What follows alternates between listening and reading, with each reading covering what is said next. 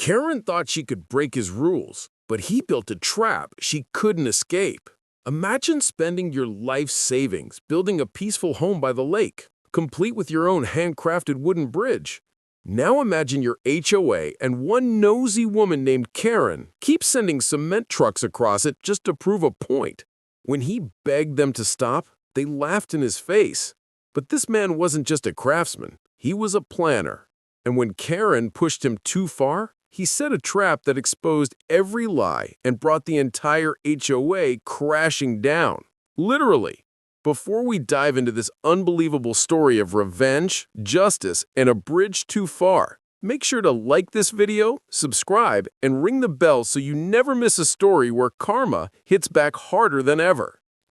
Walter Green was a quiet, retired engineer who moved to a small lakeside community in Georgia to enjoy his retirement. He had always dreamed of living near water, so when he found a piece of land with a small creek running through it, he knew it was perfect.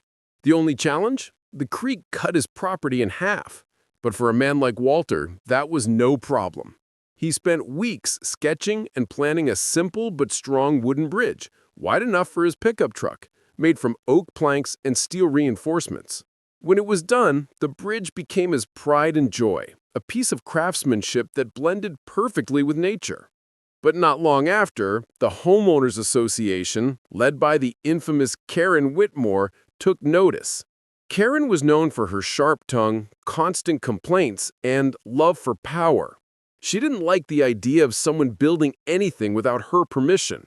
So she came storming up to Walter's house one afternoon, clipboard in hand, sunglasses on, and that signature tone of entitlement. "Mr. Green," she began, "you can't just build structures on community land. This bridge violates HOA regulations." Walter politely explained that the bridge was entirely on his property, verified by county survey maps. But Karen wasn't having it. "Well," she sniffed, "it's unsightly, and if our construction trucks need to use that path, they will." Walter frowned. "Construction trucks? On my bridge?" Karen smirked. "If it's safe, it shouldn't be a problem, right?" And from that day, the trouble began. Over the next few weeks, Walter noticed something strange. Massive cement trucks, landscaping vehicles, and delivery vans began cutting through his property, across his bridge. He tried putting up a private property sign, but the HOA ordered him to remove it, claiming it violated aesthetic rules. One morning, Walter was sipping his coffee when he heard a loud crack. He ran outside to find a 10-ton cement truck idling on his bridge, its wheels sinking slightly. The driver shouted, "Karen said it was fine." Walter's face turned red. He shouted back, "That bridge is rated for cars, not trucks." But Karen brushed him off again. "If your bridge can't handle it, maybe it's not safe for the neighborhood." Walter knew what was happening. Karen wanted to force him to rebuild the bridge under HOA control, so they could claim ownership of the land access point. He went to the HOA meetings, presented evidence, and even brought in a county engineer who confirmed the bridge's private status. But the board, all friends of Karen, voted against him every time. They thought they'd broken him. They thought the quiet engineer would just give up. But Walter wasn't the kind of man to quit. He decided if they wanted to test his bridge, they were about to learn a lesson in engineering and karma. For days, Walter worked quietly in his garage, sketching new blueprints, buying materials, and making adjustments to the underside of the bridge. He wasn't sabotaging it, no, Walter wasn't stupid, but he made some modifications that would record and expose the HOA's actions once and for all. He installed weight sensors, pressure cameras, and motion-triggered video recorders hidden beneath the bridge. He also added a load limit sign that clearly stated, "Max load 3 tons. Now, the trap was set. A week later, Karen called another HOA construction crew to deliver paving materials, across Walter's bridge, of course. Walter stood quietly on his porch, recording everything with his phone. The first truck rolled up. It was easily over 10 tons. Within seconds, the pressure sensors activated, sending automatic alerts to Walter's laptop and to the county safety inspector's office. As the truck reached the center of the bridge, a loud, groaning creak echoed through the air. The wooden planks began to bow, but just before disaster struck, the truck stopped.